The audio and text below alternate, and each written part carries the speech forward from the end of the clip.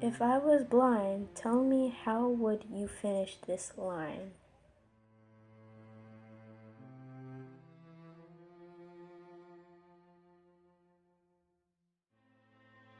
Double cross.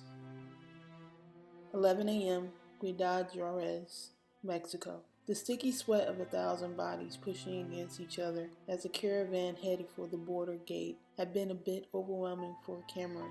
He allowed them to push forward as his eyes searched the crowd for some sign of Charlie and the other operatives. Then a short stub of a man with dark cropped hair and a thick mustache staggered by, coughing and holding his chest. Cameron could clearly see that his eyes were bloodshot and his skin appeared gray and sweaty. He babbled something to himself as if arguing with someone who was not there. The man's face looked familiar to him. Suddenly, he stopped in his tracks as he watched the man push through the crowd, touching shoulders and brushing up against various asylum seekers with his short, stubby fingers. He watched the scene unfold in slow motion. The man coughed amongst the crowd. The spray of spit particles released into the air. The people the man touched others and wiped their faces with their hands in an effort to clear their brows from the heat of the day. Then it all made sense in that moment. He watched Nurse Sanchez push toward the front of the crowd to speak with the border guards at the processing and intake center. He could hear her yelling over the crowd, stating why they were there, and asking the crowd to be still and have their documents ready.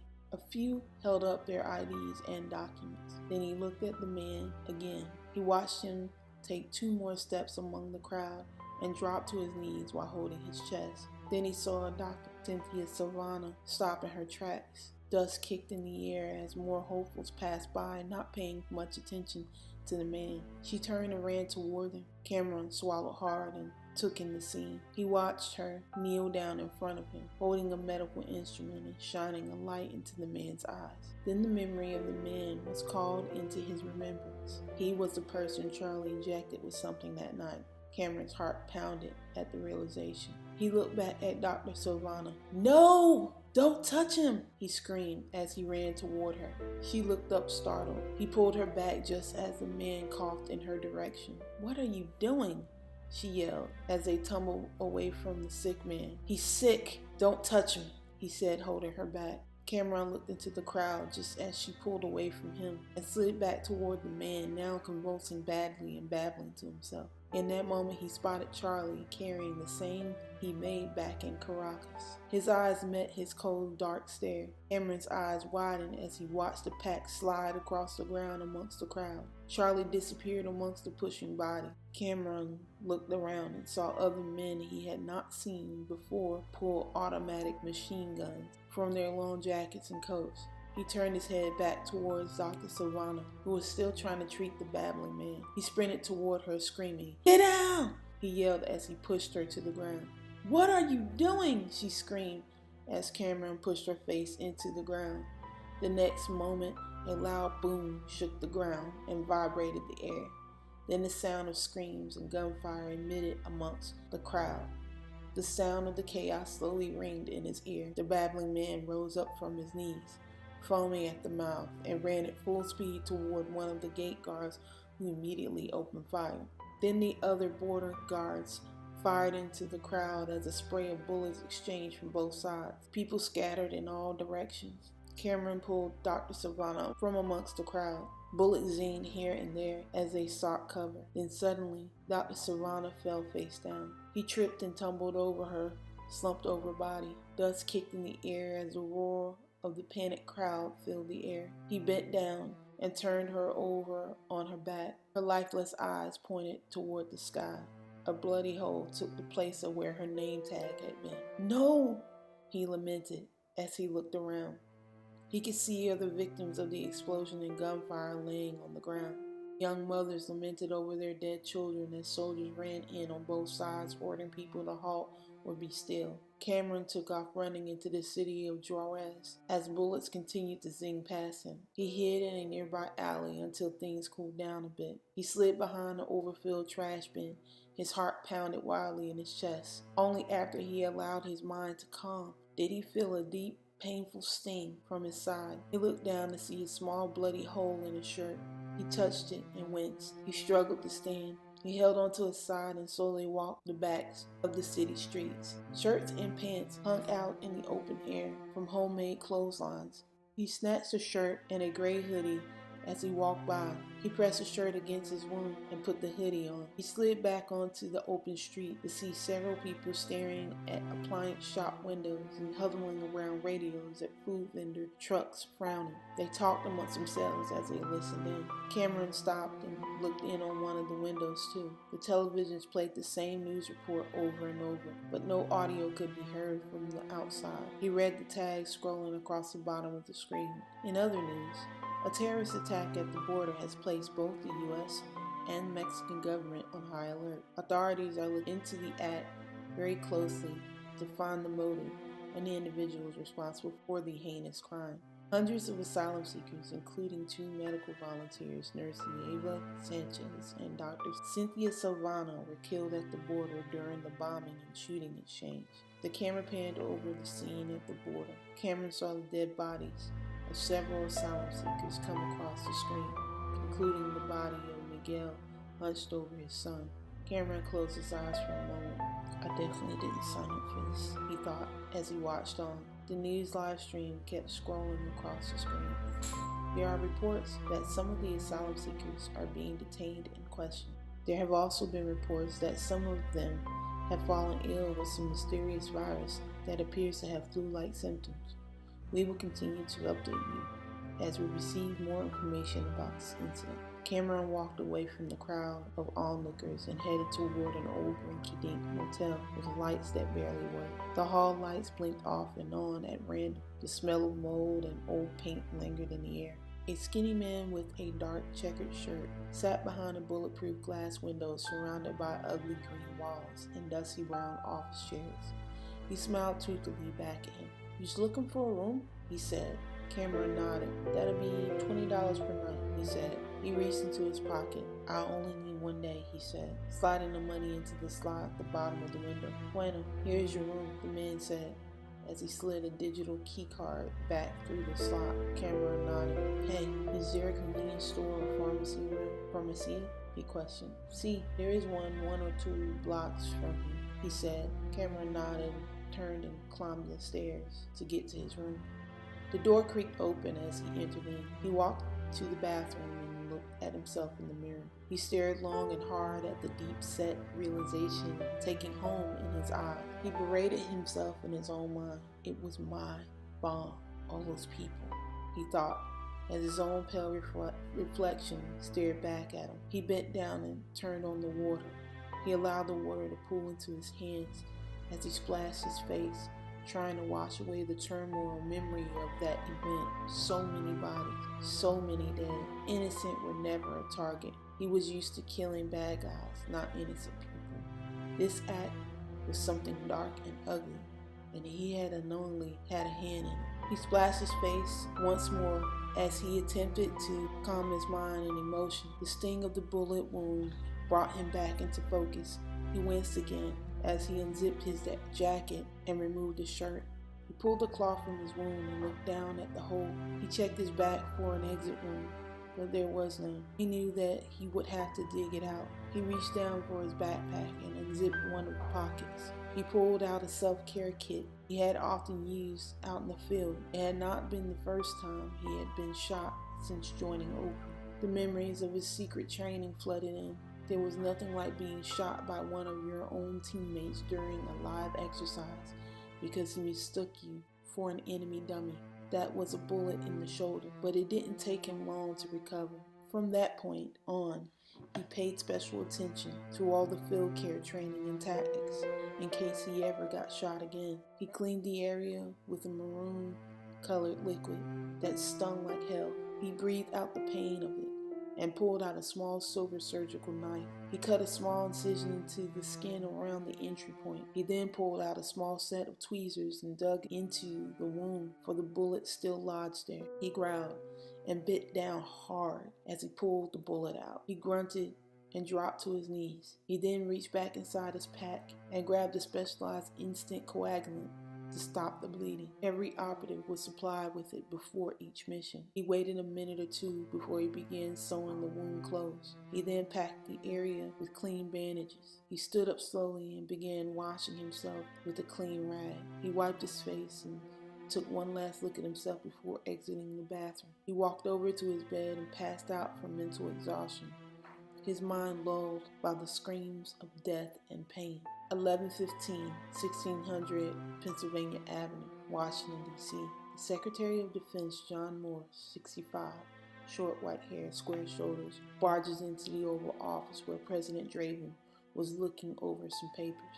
Sir, you can't go over some papers. Sir, you can't go in there right now, Susan said, immediately standing up as John burst through the door. What the hell, John? Draven said as John approached him. Mr. President, you really need to see this, John said, grabbing the remote to the television on Draven's desk and clicking it on. Susan watched other interns and office workers run into various rooms looking frightened and surprised. Susan swallowed and stood at the entrance of the Oval Office and looked on as well. The news report of suspected terrorist attack echoed and bounced off the walls in full surround sound. She stared at the television in silent horror as the President, the Secretary of Defense, and his security detail looked on. Draven's face paled a side of white that was just a shade whiter than he was last night. She held her mouth so tight to hold back the scream lodged in her throat. Tears trailed down her face as the news stations played clips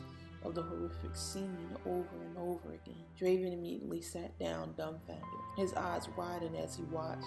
He pulled at his tie, nearly strangling himself. Susan slowly backed out of the doorway. She then turned and ran into a nearby bathroom. She cried until her throat became dry. She threw up a few times before sitting in the bathroom crying like a baby. She made several attempts to gather her mind and emotions, but she couldn't for the moment. Then her tears suddenly stopped when a horrifying thought entered her mind. Could this have been what he was distraught over? She thought as her face paled at the possibility, and fear struck a chord in her spine. She stumbled out of the bathroom a bit disembodied. Her feet moved on their own down a hazy hall of frantic bodies running this way and that. Miss Pinkerton, 55, the lead White House secretary, stopped her. Are you okay? She said, staring directly into Susan's eyes. I think I need to lie down, she responded absent-mindedly. Miss Pinkerton sighed. No, I think you should go home early. A lot has happened today, and truthfully, it is taking a toll on everyone, she said, hugging her. She nodded, grabbed her things, and walked down the hall away from the chaos. Susan breathed as she exited the building. She pulled out her cell phone and dialed a number. The phone rang until she heard a soft voice on the other end. Hey you, the soft female voice said. Joy, are you busy? I need someone to talk to, Susan said. No, I'm not. Is everything okay? I just saw the news and might be crazy right now. Joy, 30, blonde hair, soft face. That's what I want to talk to you about. I'll be there in a few minutes, Susan said as she looked around. She walked the street and hailed a cab. A small black van pulled up slowly behind, following. After 20 minutes of zipping through the city filled with delivery trucks, busy pedestrians, and bicycle messengers, the cab finally pulled in front of Weston Gates Estates, a small luxury apartment complex. Susan got out and looked around. She didn't notice the same black van that had been discreetly following her had parked just a few cars down from where she was let out. Susan ran up the stairs, two at a time, and buzzed the door a few times. Intercom crackled a light. Okay, I'm coming. Okay, I'm coming down, Joy said. Susan looked around nervously. The door opened and Susan rushed in. Okay, well, hello to you too. Come on in, her sister said sarcastically. Joy, Susan said as she swung around to face her sister. I'm scared. I think I know something, but I'm not sure if I'm wrong or if I'm just imagining it, Susan said, pacing the floor. Meanwhile, outside, the driver of the black van pulled out a small black listening device and pointed it toward the window of Joy's brownstone. The passengers slid on a pair of headsets, and they both watched Susan pace back and forth in front of the window. Susan, I don't understand. What? Joy said, rubbing her face, trying to wrap her mind around what her sister was saying and the pure panic she heard in her voice. Susan gripped her sister's arms. Listen to me, she pleaded, then let go of her sister's arm. You're scaring me, Joy said. Susan laughed in delirium and frustration. I'm scaring you? If you knew what I think I know, you'd be scared too, she said, as she pointed at the television in her sister's living room. The volume was low, but the pictures and the images of the scene at the border scrolled across the screen. Her sister looked at the television. Are you in trouble? What's going on? Joy said, as she walked up to her sister and reached for her hand. Susan cried.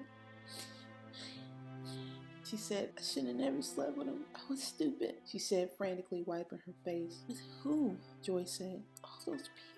All those people, she said, crying and wiping her face again. I gotta go, Susan said, as she pulled away from her sister. Susan, please tell me what's wrong. Whatever mistakes you've made, I promise we've all made them. Let me help you, Joy pleaded. Please tell me what's wrong. Susan stopped at the door with her back to her sister and breathed out, trying to still her nerves. Just know it's not what it seems, she said as she opened the door and ran out. Susan! Susan! Joy screamed after her. Joy looked out the window as her sister held herself and looked back at her. She mouthed, I love you, back at her and walked away. Joy pressed her fingers to the glass as her sister disappeared down the street. The passenger in the black van pulled out his phone as he watched Susan walk away. The phone rang. Sir, she knows. What should we do? The man said in a thick foreign accent. Yes, we will take care of it immediately, he said. He ended the call and nodded to the driver. The driver pulled the black van down the direction Susan was walking. The Radical. 12 p.m. somewhere on I-37 near San Antonio, Texas. A slight tap on the car window woke Angela from her grief-stricken slumber. She woke startled, heart nearly pounding in her chest. She sat up straight away, turned her head toward the window. A police officer stood there staring back at her. Her heart sped up as she rolled her window down. Yes, she said in a small, scared voice. Hello, ma'am. I saw your vehicle on the side of the road and wanted to make sure everything was okay, he said, smiling warmly at her. Relief entered her chest and she smiled back nervously. Yeah, everything's okay. I was just tired from driving all night and pulled over for a bit, to rest my eyes, she said, nervously jittering. She fought hard to still her body. The officer nodded at her and tipped his hat. I can certainly understand that. Well, I'm glad you're okay. You be safe out here, he said, and then walked away. She watched him climb onto his motorcycle from her rearview mirror. She put her car in drive and got back onto the highway. She occasionally looked at herself in the mirror. God, I look terrible, she thought as she quickly wiped her face. She stared back at her own eyes. The images of what she had seen last night haunted her. She remembered running through the trees as quietly as she could. Branches and leaves slapped and scratched her face as she made her way back to her car. She sat in the car and cried until her eyes could produce no more tears. She waited until the lights of the big black building went dark again before she pulled her vehicle back down Old Country Road with no headlights on. She cried and drove until the grief and lack of sleep overtook her. She wanted as far away from that place as possible. She wanted to put road and states between herself and that place. John was right to fear it. If this happened outside, she could only imagine what was happening inside. A loud horn blaring from the car behind her brought her back to her present state. She looked at the irate driver behind her from the rearview mirror. She then peeked down at her speedometer. God only knew how long she had zoned out and had been driving at 25 miles per hour. She quickly sped up. She kept driving until she saw a bar on the right side of the road, and then she quickly turned into. She kept driving until she saw a bar on the right side of the road, and then she quickly turned into the parking lot. She needed strong drink. All eyes fell upon her as she entered in. An old jukebox playing the latest country songs was tucked in the corner. With the exception of a few small empty tables, the bar was pretty full. Guys in cowboy hats two-stepped onto a dance floor. while some biker types played on the pool tables. She sat at one of the small empty tables and waited for an energetic waitress to approach her. "What can I do you for?" said the busty brunette. I want the strongest thing you've got." "And 2 beers?" Angela said as she pulled out her money. "Well, we've got tequila," the waitress said. "Oh no, anything but that," Angela interrupted. The lady smiled and laughed. "Okay, so we don't do tequila. How about Johnny Walker?" she said. Angela nodded. "Would you like some wings or something with that? We do serve some bar foods, just the basics," she said. Angela nodded. "All right, we'll be back with your drinks in a minute, honey," she said as she danced away from the table. Angela rocked a bit and nervously looked around the room. She needed someone or something to still her nerves. It was the first time in her life that she'd come across a story that she was afraid of. The waitress came back with her drinks. Angela quickly grabbed both shot glasses and gulped both down without hesitation. The hot sting of its liquor burned her throat. She breathed out. The waitress's eyes widened. "Can I get another?" Angela said as she looked at the waitress. The waitress slowly nodded with a look of disbelief. "Uh-huh," she said as she turned around with a half-cocked attempt at a smile. Angela watched her walk away, and then she pulled out her phone and texted Chalise. "Angela." "Chalise, I need to talk to you." Chalise. "Hey girl, enjoying the road trip?" Angela. "Yeah, until last night."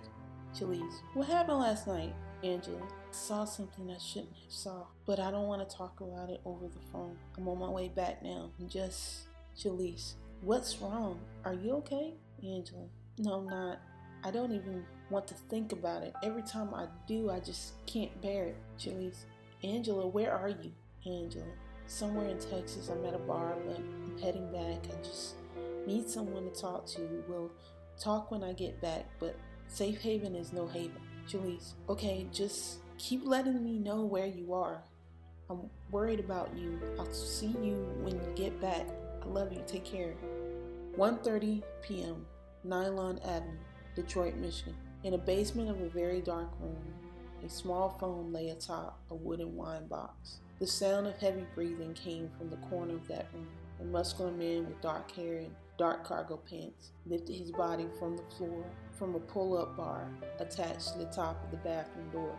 He pulled himself up slowly in grunts as sweat beaded down his head and bare back. He did 10 repetitions of the same slow lift. He then did 20 fireman push-ups from a nearby couch. The phone rang and he stopped mid-push. He walked over to the phone and picked it up. "Hello," he said. "Mercy, you have been activated. Do you accept this mission?" Mother said. "Yes," he said. "Your assignment is being sent to you now." He looked down at his phone as the encrypted information streamed down with the shadowy video image of Mother sitting in the upper right corner of the display. "Thank you, and good luck. Your country appreciates your participation and sacrifice. Godspeed," she said as she faded into black. Anton Markel, Opry operative, codenamed Mercy, flicked the display off and then bent down in front of his bed. He pulled out a small wooden crate and black backpack in front of him. "This requires motivation," he said as he reached for his phone and flicked through his music library. The deep bass line of Roddy Ricch's song, "The Box," thumped through the speakers of the phone as he placed the bag on top of the crate and slowly unzipped it. He pulled out a black and mild cigar and lit it quickly. He snapped his Hellfire lighter closed and inhaled the sweet aroma of the cigar. He puffed the cigar deeply and exhaled a cloud of smoke. He smiled. He pulled some small tools out and wires and worked on something on the inside of the bag. He turned the screwdriver until the red light flickered on from the inside of it. He zipped the bag back up, stood up, and walked towards the bathroom, which offered the only light in the room. He walked up to the sink and looked up at the mirror. He observed a long scar down the left side of his face. He stared at the scruffiness of his afternoon shadow. He opened his mouth and turned his head left to right, observing his teeth. He loved his teeth.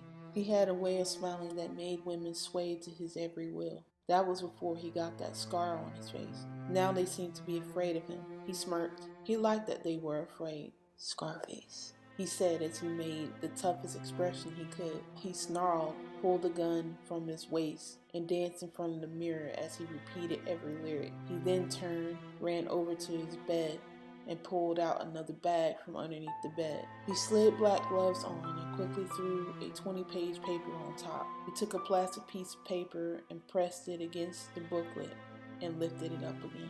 He then took some more stuff from the bag and threw it around the room. He flipped the bed over and destroyed it. Harold Mastic, 64, curly gray hair, wearing an oversized flowered housecoat, stepped down the stairs quietly. "Elliot, is everything okay?" she said as she wearily descended the stairs. Elliot was a lie he told her. He watched her reach in the dark for the basement light switch. "Oh my word," she said as she gazed upon the chaos of the room. He quickly came from behind her and placed a napkin over her mouth and nose. She pulled at his arm as he held her in a tight grip. "It's okay, Carol. It's gonna be okay. This is much better than the world everyone is about to descend into. This is mercy," he whispered. He held on tight until he felt her body go limp. He held on just 5 minutes longer until he was sure she was dead. He gently laid her down on the floor and pulled out a small laptop. He searched for Seth Jordan's Real True TV YouTube channel. He pressed play. The sound of Seth's episode blared from the laptop. He quickly grabbed his phone and put on a dark-colored hoodie. He then grabbed the small black backpack, swung it on his back, and ascended the stairs. He looked back on Carol's body, peacefully laying on the floor. "She was good to me, but this is better," he thought to himself as he closed the door to the basement. He adjusted the hood on his head and walked away from the residence. 2:15 p.m. U.S.-Mexico border immigration detention center. Kyle Ross, 24, skinny, brown hair, wearing an all-black tactical suit, takes a sip of his coffee from the break room. He looks at the television for a moment. A hand pats his shoulders. "They're still in a frenzy about what happened at the border today, huh?" Garrett Harper, 32, heavy-built, athletic, said as he sipped his coffee too. "Yep, the captain has had his panties in a bunch ever since. More guards came in last night and locked a few of them here," he said as he shook his head and turned away. "Yeah, the media's been in a frenzy ever since reports of some of the kids dying in the immigration custody surfaced a few months ago. So all eyes are on us." Garrett laughed as he sang it to the tune of Tupac Shakur's "All Eyes on Me." "Aha, you got joked. Well, now we're watching those that were caught and have to babysit until we figure out who done it. Hell, one of them could be the terrorist or one of the shooters," Kyle said wanly. He tapped Garrett's chest. "I just know none of these new ones better not give me grief today. I'm not in the mood for that shit. That's all I'm saying," he said as they opened the door and walked down the hall. "Facts," Garrett said as he followed. Kyle fist-pounded Garrett as they parted ways. "See you later. Let me know where you want to go for lunch," Kyle said. "Will do," he said as he walked in the opposite direction. Kyle smirked as he entered the detention area. Silver metal cages lined the walls in rows. In each cage were about 14 to 20 people of varying ages. He pulled out his baton and raked it against each cage as he passed by. A few sat up, startled by the sound. He smirked. "Wakey, wakey, my little uninvited guests," he said. A few of them huddled together. The look of absolute terror trembled in their eyes. A few coughed here and there as he passed by. He sat at his desk and flipped through the magazines on his phone as time passed by. 3:30 p.m., Ciudad Juarez, Mexico. Cameron finally woke from his pain-induced slumber. His eyes fluttered as his mind lifted from the fog. He opened his eyes and sat up. "Ugh," he groaned. He reached for the remote and flicked the television on. News reports told of the horror at the border, the attempted terrorist attack. Every government agency had come together to investigate the attack. The camera panned to a dozen workers dressed in white hazmat suits, putting dead bodies into black body bags. Agents dressed in black suits bent down in various areas and took pictures. Cameron flicked the television off and stood up. He quickly bent down, picked up his backpack, and headed toward the door. He heard the loud commotion of two men, Krosky, 34, and Lawrence, 28, down below. "We want the names of everyone who may have checked into your hotel between yesterday and today, said Krosky, dark-haired, muscular build. See, do you know who did it yet? The attendant asked. No, but we will soon. We are looking for anyone who may have come in with the caravan. The attack happened just as the group approached the processing center. This person may not be from around here, so we're looking for any recent travelers, said Lawrence, slender build, low fade. Yeah, a few came in yesterday, and one early this morning, the attendant said. Cameron peered over the balcony and saw the two agents below. He backed away slowly and headed back toward his room. The attendant flipped through his ledger and pointed to the name of 4 people that had checked into a room in the last 24 hours. Here are the names and room numbers, he said as he turned the ledger toward the agent. Were they alone? Said one of them. Only one of them, replied the attendant and pointed to the name, Percival Mathers. Such a non-Spanish sounding name. Room 4B, Krosky said. Did he make any requests when he came in? Lawrence asked. He asked if there was a pharmacy nearby, the attendant said. Both agents pulled out their guns and looked up toward the stairs. Krosky tapped his ear. We have a possible suspect at San Clarita Motel, he said into his mic.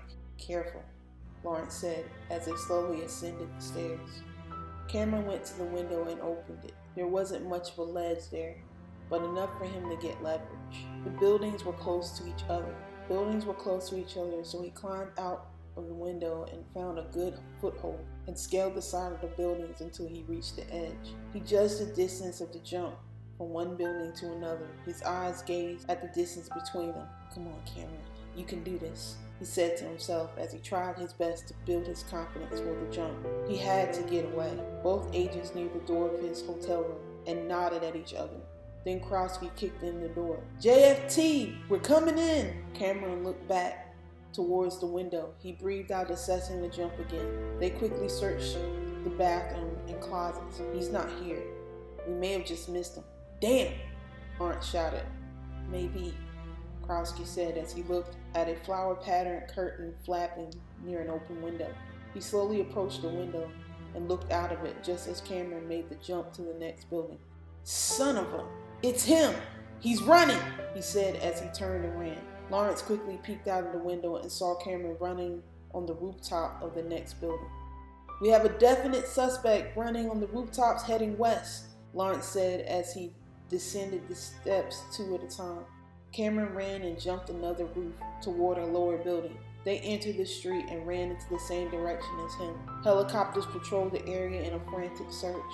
He looked above and jumped to the rooftop of another lower building. Lawrence watched him from the streets below. They ducked in and out of the alleyways, dodging trash cans along the way. Cameron jumped to another lower building as they shot at him.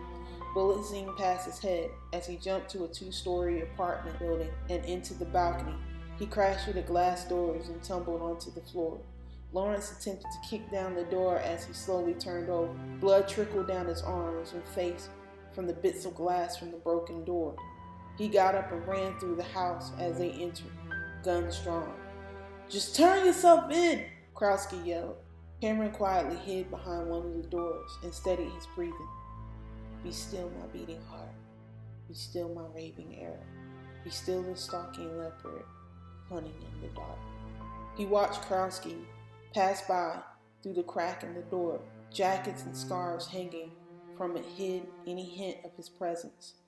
He signaled Lawrence to check the other rooms as he headed toward a small Mediterranean-style kitchen highlighted by turquoise-colored floor tiles. The mahogany wood floors creaked as Lawrence entered one of the bedrooms. He looked down at the floors, cursing the noise underneath his breath. Cameron slipped quietly from behind the door as he watched him enter the kitchen with his back to him. He came up fast, grabbing a small knife from a nearby wooden scabbard. He grabbed Krosky by the mouth and gripped him close as he plunged the knife into his lower backside hard and deep. He struggled to get away from him, but he twisted the knife harder until Krosky's hand went limp. He quickly brought the blade up against his neck and slit his throat.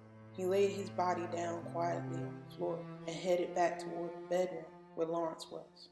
He took careful steps on his approach as Lawrence stepped cautiously toward another double closet door designed with wooden see-through slats. Cameron took one step closer, just as Lawrence put his hand on the knob. Lawrence was alerted as a slight creak of the wooden floor echoed in the room. He quickly spun his gun around. Cameron knocked it away and swung at Lawrence's chest with the knife. He jumped back only far enough for the knife to cut into his shirt. He looked down at his chest for a moment and ran head on to a barrage of fist punches. Cameron met his attack with counter moves. They pummeled each other and threw each other into the walls of the apartment. They met each other's rage in a clash of will and strength, a clash of titans. They fell to the floor, wrestling for the gun he had smacked out of Lawrence's hands earlier. Cameron elbowed Lawrence across his nose, and he fell back. Blood oozed down his face as Cameron flipped over and picked up the gun. Lawrence laid on the floor, nursing his chest with one hand and wiping his bloody nose with the other. His eyes fell upon Cameron. "No matter where you run, we'll find you," Lawrence said. "No, you won't," Cameron said as he pulled the trigger. Lawrence's body went lifeless as Cameron walked down the stairs of the apartment. He struggled with what just happened. They were both on the same side, but the situation made him kill a fellow agent. He took to the streets and ran into an alley, grabbed a shirt that hung from one of the clotheslines, and changed his shirt. He wiped his face and took the alley with determination. He pulled out his phone, still no communication or notice from Mother. He was stuck in Mexico. He had to get out. He put his Opry phone away and pulled out his burner phone and dialed a number. A man with a Spanish accent answered. "Hello?" The man said, "Marcel, it's Kim. I need your help," he said. "You know the place?" The man said. "Yes," he said, and disconnected the phone call. He opened the back of his burner phone, pulled out the SIM card, and broke it in half. He then threw the burner phone into a nearby trash. Flight. 4 p.m. somewhere off I-37. Angela consumed 3 more shots of Jack Daniels, dropped money on her table for the bill, and stumbled out of the bar. She looked up toward the sky for a moment. The sun beamed back in crystal-like form. An array of rainbow colors glinted back. She closed her eyes and allowed the slight breeze of the day to cool her face.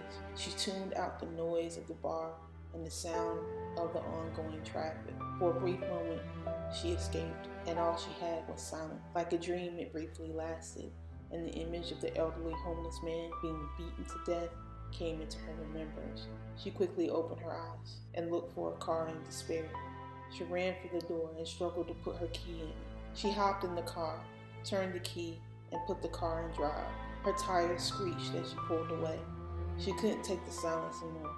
She punched the wheel several times as tears fell down her face. Her mind, her thoughts, and her soul were all in disarray, battling between sanity and despair. She fiddled with the radio knob, trying to find a station to take her mind off things. The sound of the end is the beginning is the end with Smashing Pumpkins came on. She allowed the first 30 seconds to play and decided she didn't want to hear that. She flicked the knob again. Till the World Ends by Britney Spears came on. She tried to convince her mind that she needed to hear an upbeat dance song. She gyrated and nodded her head, but her face frowned. The song annoyed her. She turned the knob again. 5 Years by David Bowie came on. She had never heard the song before, but it had a smooth, mellow tone. His voice was truthful and soothing. She allowed his words to reach into her mind, and just like a mental playlist, her last few months played out in a flash.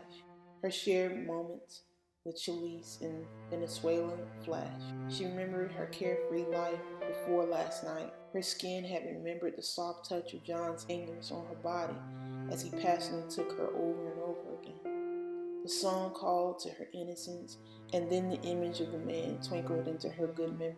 It instantly destroyed her moment of peace as her car blazed down the highway. She remembered his speech and the look on his face as they beat him to death. Her stomach roiled and turned. She felt a sickening feeling rise up from her gut. She quickly pulled the car over on a dusty area of the road that overlooked the cliff. She tumbled out of the car with the music blaring and threw up. She heaved through the tears and pain. She screamed and held herself as tight as she could, attempting to console and steady herself. This would be the soundtrack of her misery, the soundtrack of her life, she lamented. 4:30 p.m., Alejandro's junkyard. Ciudad Juarez, Mexico. Cameron had walked the side streets until he was able to make his way toward a street that dumped him out near an auto parts junkyard. The gate was high and covered with a dark cloth so that no eyes could peek in. He looked back and forth to make sure he wasn't being followed. He tapped on the gate. A heavy-set man, long curly hair and a scruffy beard, pulled back part of the cloth and looked at him. "Tell Marcel Kim is here." The scruffy man's face scowled and closed the cloth. Then the sound of a slight click came and the gate slightly swung open. There was just enough space for him to slide his body in. 3 muscular Mexican men, dressed in black suits holding automatic machine guns, approached him. The man at the gate came behind him and patted his body down. "Hey, Kim, sorry about the extra security, but I can never be too careful, especially after what happened." Marcel, a much shorter, thinner man in a t-shirt and cargo pants, said. "I understand," he said, as the gate man finished patting him down. "You wouldn't have nothing to do with that, would you?" Marcel said, looking at Cameron with suspicion. The 3 men who guarded him flicked their safety off. He watched the gate man from his peripheral and looked straight at Marcel. "No, you know me. You know I don't get down like that. I don't count innocent people," he said as he kept an eye on the gate guard and the 3 men in front of him. "So why are you here? In my place? In my country?" Marcel said. "I need one of your tunnels," he said. Marcel smiled and adjusted his stance. "My tunnels? Why do you need my tunnel, Cam?" Marcel said as he paced. "Why don't you just walk right on through your own gate?" he questioned. Marcel pointed in the direction of the border gate, and then he stopped smiling. "Because I know who did it, and he is far from this place. I need to get in undetected," he said. He moved his hand slightly, and all the men raised their weapons. He quickly stopped. "I'm just reaching for my bag. I'll pay for passage. Come on, Marcel. You know me," he said. The memory of the 2 playing in the streets as kids came in as quick as a flash. Marcel had lived in America until he was 18, but he had been in the country illegally. His mother had sought to start a new life in America when he was only 2 years old. They had paid $1,500 to a coyote for passage into America safely. His mother had drowned in the journey across the Rio Grande. He and his father survived the journey and started fresh. His father had worked hard and even started a business he had hoped to pass down to him when he was ready. Then one day, while he was attending class in high school, a group of ICE agents dressed in all black tactical suits walked in on his class. They pointed a finger at him, and every student's eyes in the class fell on him all at once. The principal soon entered and escorted him out of the class. Cameron watched the agents put Marcel in their cruiser and drive away. They shut down his father's business, forced him to sell their house and all their things. They were given 1 month to get their affairs in order and report to the state building for deportation. They had made a promise to each other to keep in touch. Marcel would brag about how getting kicked out of the United States had been the best thing that could have ever happened to him, because he and his pops had found a new line of business, smuggling. Cameron had managed to keep the promise to keep in touch up until about 3.5 years ago, when his whole life changed. He didn't blame Marcel for being skeptic about his presence after 3.5 years of silence. With everything going on, everyone was on high alert, even the criminals. The border bomb brought undue negative attention to the area, which wasn't good for business. Marcel laughed and paced again. "Kim, I haven't heard from you in 3 years. Now you suddenly pop up out of the blue after a bombing, say you know who did it, and now need to use one of my tunnels?" Marcel stopped and laughed. "Now you ask me to trust you? Where you been, Cam? I'm a man of my word. You used to be too," Marcel said as he stopped his pace and quickly walked up on Cameron. "It's complicated," Cameron responded. "Complicated?" Marcel repeated. He looked Cameron straight in the eye. Neither flinched. "It was protect you. My life is complicated. The less you know, the better," he said. Marcel stared into his eyes a few seconds longer. "Okay," he said as he walked away. "Okay," Cameron repeated. "I said okay. Like you said, I should know you, right?" Marcel said as he turned and faced him. "But it will still cost you. How much you got?" Marcel said as he laughed and waved him to follow. They walked past piles of shiny rims and tires stacked at least 6 feet tall. Marcel waved him toward a white, medium-sized factory building with cameras facing out and parts hanging from the entrance ceiling. We gotta make sure the place operates and looks legit on the surface. But you know how we do. Looks aren't everything. He laughed as they entered the building. Cameron smirked. Yeah, he said. They walked through the factory floor. The sound of grinding and cutting echoed throughout the building as workers dressed in blue overalls stripped down cars. They headed toward the basement where it looked like a dead end. There was nothing but boxes and a brick wall. Marcel placed his hand on various parts of the wall, and the wall pushed back slightly and slid across. Marcel looked back at Cameron and smiled. Finally get to show you my stuff, he said. They walked a short tunnel that came to a large steel door with a keypad. Marcel pecked out a couple of numbers, and the door unlocked with a single click. He pushed the heavy door open. A long tunnel with fortified wall and lighting went as far as the eye could see. It will take you only 40 minutes to get all the way across and into a safe area on the other side. It leads to another business of mine. Good luck, Marcel said. Cameron reached into his bag and tried to hand Marcel 2 stacks of cash. Marcel smiled and refused. No, but you owe me, he said as he pointed at him and winked. Cameron smiled and gave Marcel a fist pound. He then turned and started his journey down a tunnel passage. 5:30 p.m., U.S.-Mexico Border Immigration Detention Center. Cal was flipping through yet another magazine when suddenly one of the immigrant detainees screamed, "Help me!" in Spanish. Cal became agitated and jumped up immediately and walked over to the cage where the noise came from. I understand that you may be new to this, but I'm gonna need you to shut the fuck up. We don't do this on my block. Comprende? Kyle snarkily said. The short man pleaded as he approached the cage where Kyle was. My chest. I can't breathe. Help me. The man pleaded again in Spanish. Listen. Shut that noise up, Kyle said to him. The man stepped closer and motioned to his chest as he pleaded with Kyle. He reached for the vent and coughed and sneezed near Kyle's face. What the fuck? No, you did not. Get the hell away from the fence, Kyle said as he hit the fence with his baton. It hit the man's fingers and the man fell back. He cried and nursed his hand. The entire area fell silent. Garrett walked in as Kyle put his baton back in its holder. Hey, you ready to go to lunch? Murphy is coming right now to relieve you, Garrett said. Kyle nodded just as Murphy walked in to relieve him. What up, fellas? Murphy said as he fist pounded both of them. They both walked the corridor as they debated about which restaurant they wanted to go to for lunch. What about Django's? We haven't been there in a long time. I love their sweet tea, Garrett said. Kyle sneezed and wiped his face. Gary, you can't classify that as tea. That's sugar water masquerading as tea, Kyle laughed as they both exited the building. Your car? My car? Garrett said. We could take yours, he said, sneezing again as he entered the car. You coming down with the cold? Garrett said. Ain't no telling, especially with everyone on my block coughing and hacking all over the place, he grumbled. Yeah, I know what you mean. There's a few like that on my ward too, he said. They drove on until they pulled into the restaurant 10 minutes from where they worked. Django's was an old-time restaurant on the side of the road that served the best barbecue Kyle had ever tasted. They put just the right amount of spice in their food. They climbed out of the vehicle and entered in. Hey Gary, order my usual. I'm going to the bathroom, he said as he turned toward the hall.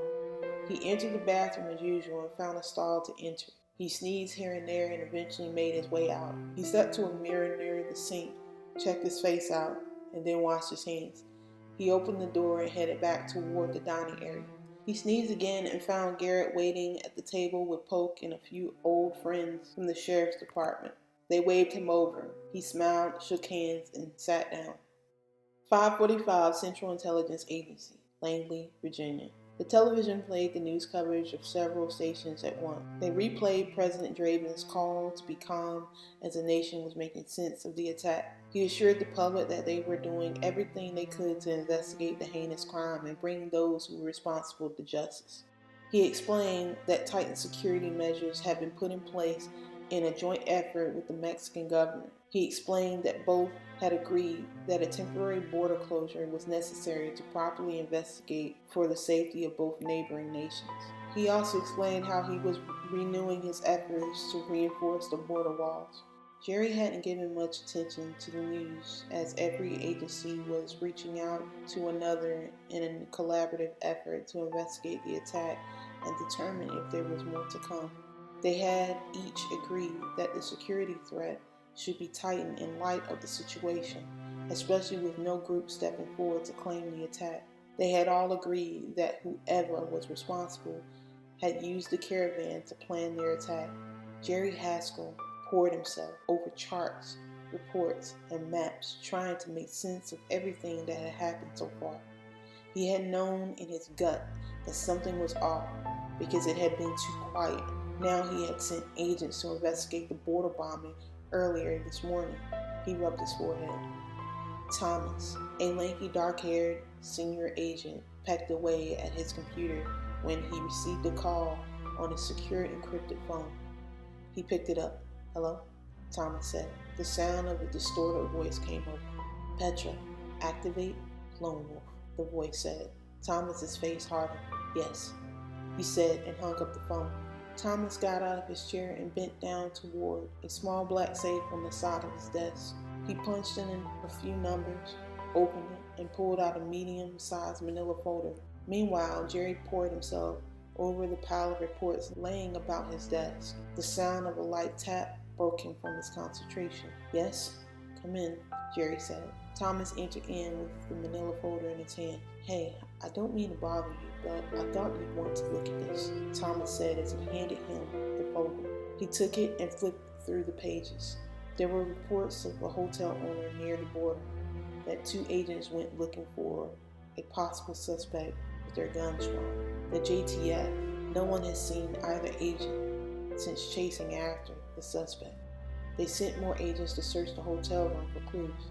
They found some sort of weird manifesto about stopping the corruption of the system, Thomas said as he handed Jerry the 21-page booklet. Time stopped for a brief moment as a quick flashback of the time earlier in the day. The hotel owner answered his cell phone and then pulled a bag from under the counter.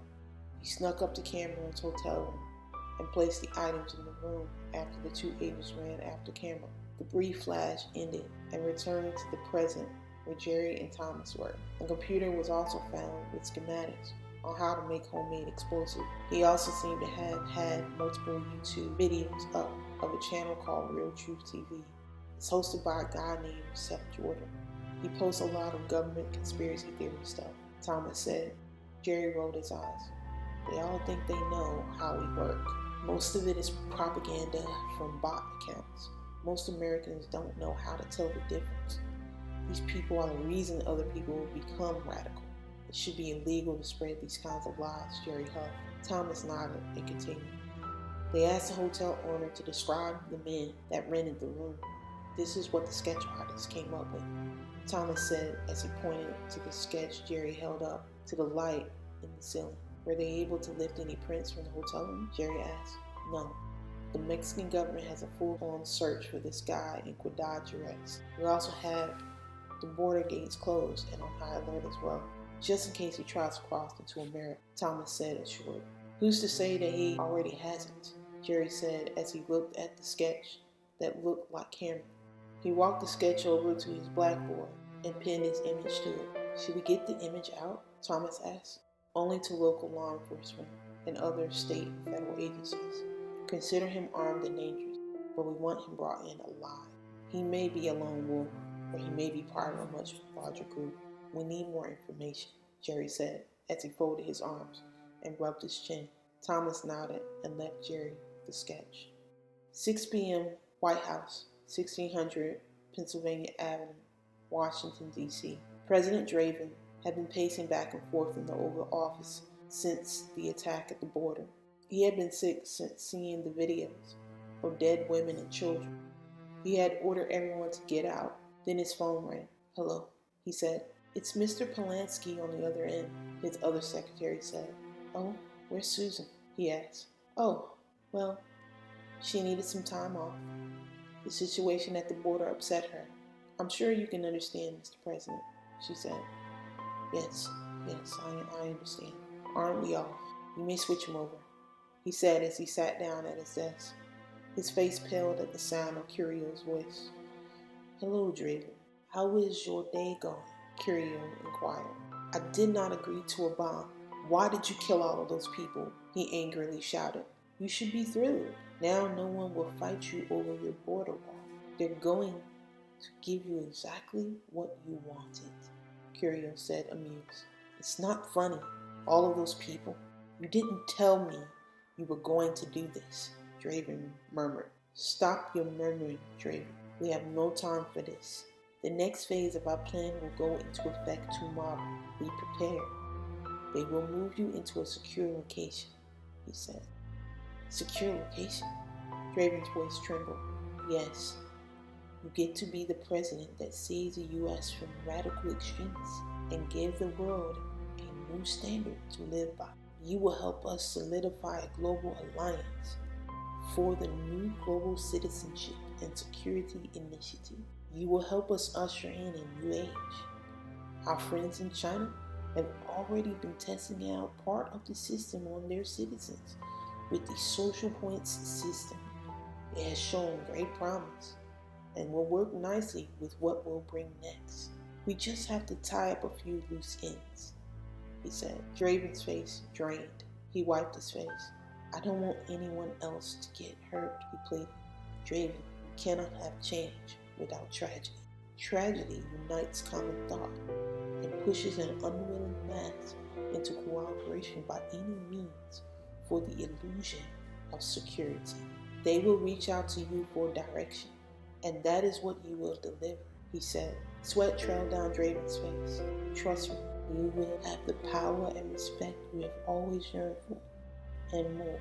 But some things must be done that is not always nice. But people are too spoiled. You've created for them. So it'll take a more drastic push to get them to wake up to the new way of doing things. They will either cooperate or suffer the consequences, Curio said. Draven shook his head. What consequences? He hated to ask. Either be a part of the society or be outside of it. We are moving to blockchain, digital currency, to eliminate cash. People apply for the advanced real ID system, which will carry all the access identity, health records, banking information as a pairable device. Social point system will be put in place to ensure cooperation, obedience, and social order. These social points will determine whether or not you will be able to travel between sectors, since everyone will become a global citizen. If individuals choose to behave or live outside of our global rules, their access will be cut off or restricted, which may prevent them from buying or selling within the global commerce system unless their devices is activated. It will make it possible to track criminal activity and quell dissenters. Anyone unable to thrive in the new system will be placed into the New Haven program, which will be aimed at rehabilitation and reintegration into society. This will be the peace everyone has wanted for so long. See, it is not as sinister as you have made the plan to be, Curio said. What if I change my mind? He said. Don't, Curio said pointedly, and then disconnected the call. He looked at his phone in disbelief. Tomorrow, he said as he covered his face and lamented. Crawl. 9:30 p.m. Interstate 10, Baton Rouge, Louisiana. After Angela emptied her stomach back in Texas, she hopped back on the road and drove with determination.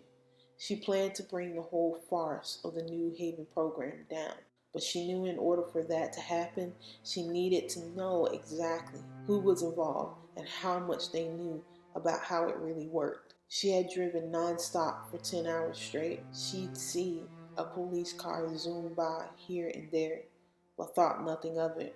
Her stomach rumbled in pain. She had forgotten about eating. Her grief was heavy, but she had to stop. She pulled into a nearby Denny's and found a quiet booth inside. She ordered 2 coffees as she waited for her meal. The entire drive she had not looked at her phone and hadn't noticed a string of texts from Chalise. She finally took her phone off Do Not Disturb and the ping of notifications chimed in all at once. She opened her messages. Chalise. Oh my God, Angela, pick up. Are you okay? Chalise. Have you seen the news? Call me when you get this text. She quickly Googled the news and saw the reports about the bombing at the border and the drawing of the possible suspect. Her eyes widened and her heart pounded in her chest. The drawing of the face staring back at her was eerily familiar. She quickly dialed Chalise. Angela, oh my God, where are you? Are you okay? She frantically said. I'm okay. What's going on? I saw your message and I haven't been around the TV or anything, she said. It's bad. The border was bombed earlier this morning when the refugees seeking asylum approached the gate. Then they had a gun battle and a lot of people got hurt. Some of the people were taken into detention centers, while others were taken to the hospital with severe shrapnel wounds. The United States and Mexican government are working together to find out who is responsible. They think it was more than one person that infiltrated the caravan and used it as a cover. They were able to find some clues and they think they may know one suspect, Chalise said as she sat down at the counter in her kitchen. The guy's face is plastered all over the news. But that's not the worst part, Angela, Chalise said, shaking. What? What, Chalise? What's worse? She pressed. I think we know him, Chalise said, her breath stilled. Remember that guy? That guy we met in Venezuela? He looks just like that drawing. Remember he said that he was going home? Chalise shook. Yeah, I remember, she said, rubbing her head. Angela, we slept together. I gave him my number and address, Chalise said. Maybe he's not the guy. I mean, it's a drawing. There may be a lot of guys that look like that drawing. He was nice. I mean, he didn't come across as the murdering type, she said, trying to rationalize her thoughts as a chill of fear crept up her neck. Maybe it's coincidence, she said. Angela, I had been talking to him via text over the phone until a day ago. I sent him another text, but he hasn't responded. It's like he fell off the planet. Considering how much he and I had been talking since we left Venezuela, Chalise said. Angela rubbed her forehead again. Don't worry, I'm gonna get back on the road again. I'll be there in 14 hours. It's gonna be okay, she said. Okay, be safe. I'll see you when you get here. Just keep your phone on. There'll be roadblocks checking cars, Chalise said. Angela shook her head. Why? She said. They say they think the man they are looking for could have slipped into the country while everything was in chaos at the border, Chalise said. Okay, she said as she looked up at the television in Denny's with the drawing of the face. Don't worry, I'll be there. Just keep your doors locked when you're at the apartment. I'm sure there's a good explanation. Just watch your back, she said as she stared at the image. 10 p.m., El Paso, Texas, home of Kyle Ross. The front door to a rather large modern single-family home opened. Kyle entered the house slightly coughing into his sleeve. Aaron? Babe? I'm home, he said as he hung his coat on the door. Hey, babe. Hey, babe. You're home early, Aaron, long hair and a ready smile said as she ran into his arm. Some of the detention folks started getting sick and they thought it best to shorten our rotation to make sure none of us got sick right along with them. You're not going to hear me complaining. I didn't feel like babysitting those people anyways, he said as he pulled his other jacket off and hung it up. Well, you came just in time. I just finished dinner. Clean up, she said as she swayed toward the kitchen. Yes, ma'am. He nodded and walked up the stairs. At the dinner table, they laughed and joked and talked about their day. He leaned back in his chair and patted his belly. Babe, that was delicious. Thank you, he said, content. She smiled. Good. I'm glad you liked it, she said as she stood up and crossed over to him. She came up behind him and hugged his neck and kissed on his ear. You can do the dishes, she said as she quickly kissed his cheek and walked off. He watched her saunter away and laughed. He got up, picked up their plates, and placed them in the sink. He happily washed them and straightened the table up. He picked up the remote and clicked on the TV in the living room. The news reports about the bombing blitzed across every news channel. Kyle suddenly felt the warmth of Aaron's arms around his waist. He looked back. You coming to bed? She said. He smiled. Yeah, he said as he turned off the television. She walked up the stairs as he followed close behind. As they approached the bedroom, Kyle pulled himself close behind her and kissed her on the giddy side of her neck. She bit down on her bottom lip and smiled as they entered in. 10:30 p.m., Greyhound bus station, Dallas, Texas. Cameron stared out of the bus window into a steady stream of traffic lights in deep thought. His life and everything he was back east. The images of the explosion, of Charlie's demented smile just before he tossed Cameron's backpack, and the lifeless eyes of Dr. Savannah replayed over and over again. His thoughts were interrupted by the announcement of the bus driver's next intended stop in Dallas. The buses were a slow but concealed way to travel across the country, considering what happened at the border. His bomb killed all of those innocent people. Terrorists and bad men had always been Aubrey's targets, but not innocent people. Cameron's conscience could settle on the idea that this Aubrey operation stank to high heaven. He had been feeling this way since joining the caravan. The silence from Mother had been deafening. He was determined to find out what was really going on and why Charlie blew the border. The bus pulled into the station slowly. "We will leave in 30 minutes. Please disembark while the bus is being cleaned. Thank you," the driver said. The lights turned on and the passengers rose up from their seats, stretched, and then got off. Cameron stepped off, put a black fitted cap on, and headed toward the station building. Televisions were mounted here and there about the walls.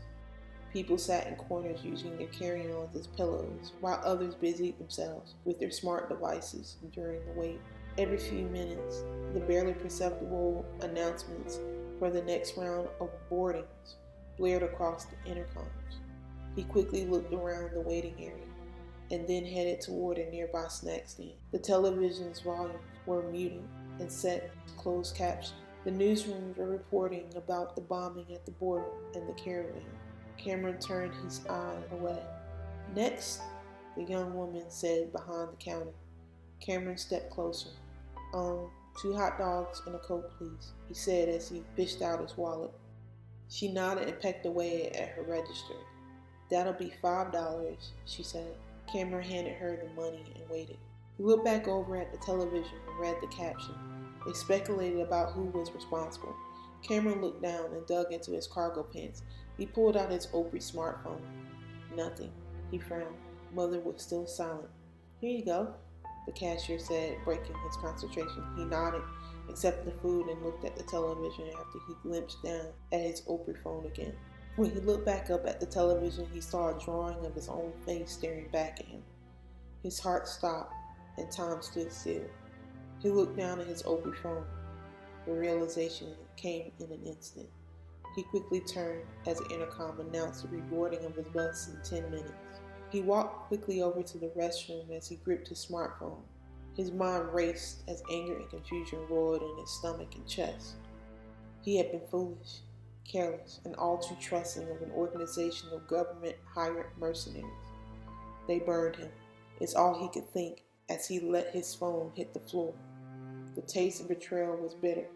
He looked down at the phone on the bathroom floor. Bitter roots sprung forth. His rage boiled over, and before he knew it, he stomped the phone repeatedly until it was smashed in two and badly damaged. He huffed, picked up the pieces, and threw it into the trash can. He walked over to the sink and splashed cool water upon his face. He splashed his face at least 3 times as he took solace in the refreshing feeling. He dragged his fingers across his face and then stared at his image in the mirror.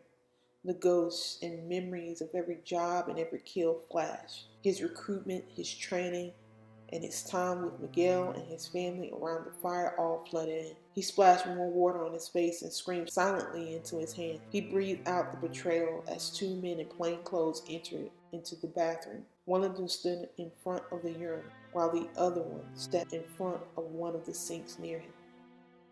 He quickly glanced their way, sizing them up, and then grabbed some paper towels nearby to wipe his face.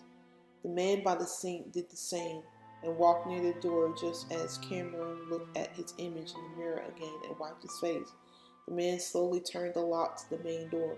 The sound of the click echoed in the silence, and Cameron turned. The man by the urinal turned as well and pulled out a gun.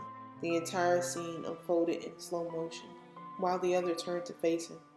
Then all of a sudden his reality sped up as he rushed toward the man in the urinal and knocked his hand away with one hand as the gun fired. He then punched him in the throat with the other hand. The man doubled over, holding his throat. Cameron quickly turned the man to face the one at the door who pulled his gun to shoot at him. The man whom he held as a shield body jerked as he pushed him into the one shooting. He pushed him close enough to knock the gun from his hand. He let the man's body go as the two exchanged explosive punches. Cameron took a few jabs to his face. He was temporarily stunned. Time seemed to stand still as his jaw and teeth rattled. Then time suddenly sped up again as he returned the favor with two powerful punches to the man's jaw. The man stumbled back, then he rushed forward and kicked the man in the shin. The man attempted to block the second kick, but Cameron met the counter move with a left punch to the jaw and an uppercut with the other one. The man rocked back, slightly dazed, but quickly recovered. He shook his head clear and stood up in a boxer stance. Cameron adjusted his stance as well. They swung on each other, each blocking the other's hits in mixed martial arts style. The man rushed him and grabbed him by the waist and ran him into the concrete bathroom wall where there was a mirror. The glass shattered to the floor. Cameron elbowed the man across the head and face until he let him go. The man stumbled back and slipped to the floor. He grabbed a piece of glass, got up, and swung it at Cameron's waist. The cut made it through his shirt and grazed his skin. Even the slight cut drew blood as he jumped back from the second attempted swing. The man tried another swipe, but Cameron caught his arm. The man pushed forward as Cameron held the man's hand with the broken glass at bay. He slammed him into the wall as the glass shard inched closer to his neck. A sudden burst of energy filled his arms as he pushed the man's hand back. They both grunted in the struggle until he was able to knock the man's hand back and hit him in the throat with the other hand. He gagged as he stepped back long enough for him to turn the man's hand holding the shard back toward his own neck. He grunted as he shoved the glass into the man's neck. The realization that he had been bested came suddenly as he stared at Cameron wide-eyed and in shock. He kept pushing it in further until the man fell to his knee. He held on until the man's body went limp, and then he let him go. He stood there for a moment, heaving, trying to catch his breath. He looked around the bathroom at the two dead men laying on the floor. He reached down and searched each of the men's pockets. Neither of them had ID, but each of them had an Opry smartphone. He opened one and saw the text. "Let us know when it is complete," it said. He gritted his jaw, threw both devices into the trash. He took money from each of the men's pockets and looked at his face one last time, now bruised and cut. He washed the blood from his hands and face. His shirt was bloody too, so he zipped up his dark hoodie to cover any hint that he was hurt. He heard the intercom announce the reboarding of his bus. He pulled his cap low to hide his face and unlocked the bathroom door. He slipped out quietly and headed toward the bus. He pulled his hood on and entered the bus and sat down. A few minutes later, the bus pulled out of the station and back onto the road. He breathed out as he leaned his head against the window glass and stared out into the night of the bright lights of passing vehicles. While he was traveling his way back to the East Coast, another was traveling by bus toward one of many eastern interconnection zones down the East Coast. 11:48, Taft Bridge, Washington, D.C. A dark SUV pulled midway the bridge. Two men in dark suits and black sunglasses quickly jumped out. They opened the trunk and pulled something from it, and then they approached the side of the bridge and threw the object off. Another walked over the bridge and threw a red purse over the edge as well. They quickly looked around, closed the trunk, and hopped back into the vehicle. The car quickly sped off into the night. Menem, 1:30 a.m., Hattiesville, Maryland, apartment of Jerry Haskell. Jerry entered his apartment. He stood still for a moment and stared into the darkness. He had spent some long hours in the office today and was in desperate need of a wind down. His apartment was empty and cold, quite like his job at times. He breathed in and blinked back his thoughts. He stepped over and flicked on the lights and placed his gun and badge on a nearby table. Then a light tap at his door broke the silence. He slowly turned and walked toward the door, peeked through the peephole, and opened it. It swung open to a slim, full-lipped brunette with the most enchanting green eyes that he had ever seen. Her neckline was smooth and silky, Her feminine curves were covered by a long suede black coat. She wore fiery red lipstick that defined her lips, and her hair was pulled back to one side. She wore her hair like the pinup girls of his youth. "Hello, my name is Violet. You ordered?" she said. She then placed a well-manicured finger upon his chest and pushed him back from the door. She stepped back and closed it as he stared at her in awe. His hormones flooded in all at once. She turned around seductively and dropped her long coat to the floor.